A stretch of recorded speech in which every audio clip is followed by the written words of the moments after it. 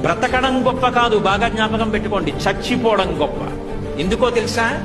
బ్రతకడం ఎలాగైనా బ్రతుకుతారు. ఆకలి, దాహము, జీర్ణము ఈ మూడు ఉంటే మనిషి ఎలా అయినా బ్రతకచ్చు. వేళపట్టున ఆకలేసి కుడితి తాగినా జీర్ణం అయిపోతే, ఆవు తింటున్న మినప్పొట్టు తినేసిన జీర్ణం అయిపోతే ఇబ్బంది లేదు. దాహం వేసి ఏది తాగినా జీర్ణం అయిపోతే ఇబ్బంది లేదు, బతికేయచ్చు. చచ్చిపోవడం అంత తేలిక కాదు. మంచాన పడి తన మలమూత్రములను తాను విసర్జించలేకపోతే వాడు రోజు రోజు క్షణం క్షణం చచ్చిపోయినట్టే.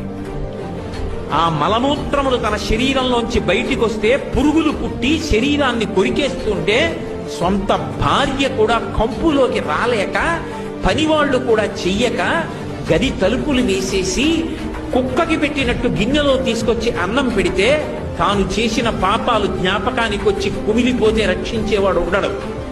అనాయాసంగా వెళ్లిపోవడం అంత గొప్పది. అది ఇవ్వగలిగిన వాడు శంకరుడు ఒక్కడే.